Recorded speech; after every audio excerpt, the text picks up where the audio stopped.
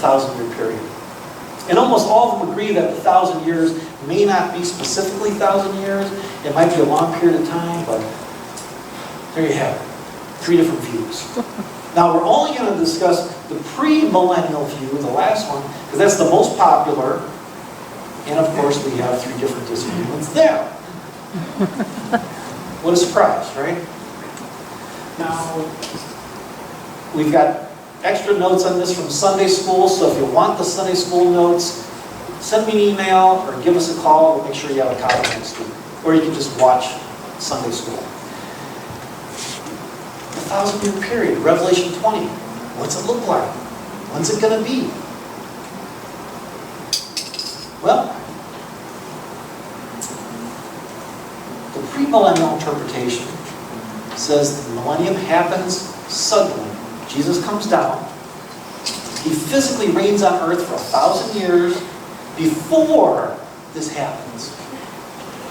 And then Satan's released. He deceives a lot of people. And then Jesus wins and throws Satan in the fiery pit. The Great Tribulation, that's a time of great suffering.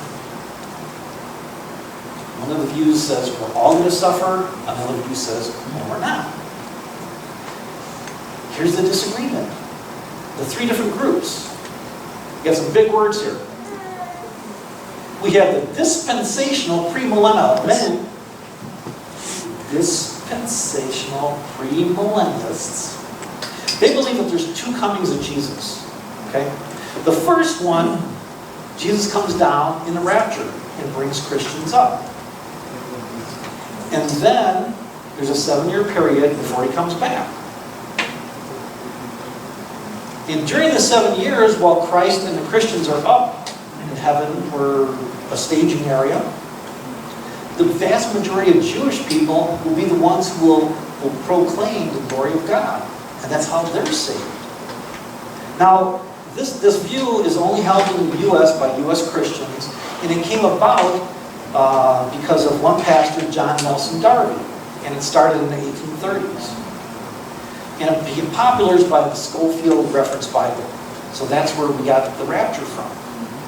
And the people who believe in this version, they point to 1 Thessalonians chapter 4, verse 13, and also 1 Corinthians.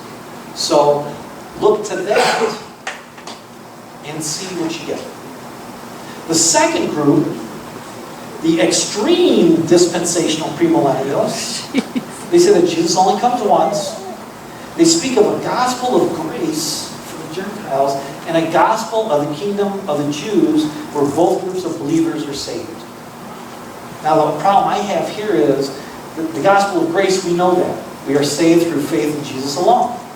But the gospel of the kingdom for the Jews, they have to do works, which would be works righteousness. So I'm not so hot on this one. But people see proof in Scripture for it, so we can't say it's wrong.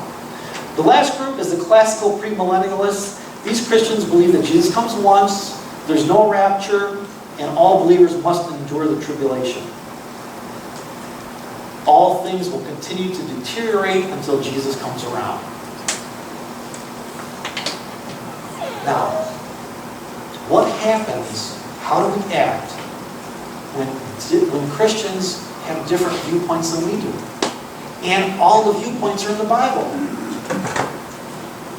Like we found out last week, we have to act in peace and love, right? And if we're talking about something like this, rapture, no rapture, when it happens, doesn't happen, 1,000 years, no 1,000 years, that's not a part of the doctrine we're going to fight about. It's just not worth it. It's like saying sprinkling baptism is better than pouring or better than immersion. It doesn't matter. It's not one of the doctrines we have to worry about. You want to find the critical doctrines? That's last week's bulletin, last week's handout. We don't fight about this. But what does this mean for us today? All the stuff about who Jesus is, God and man. Yes, that's true. Jesus came to save us. He's coming back. How he's coming back, we don't know. This means for us, he's coming back, though, because he promised us. Number 2, we need to continue to love God with everything we have and love our neighbors as ourselves. And we need to continue to share the good news so Jesus comes back. Amen?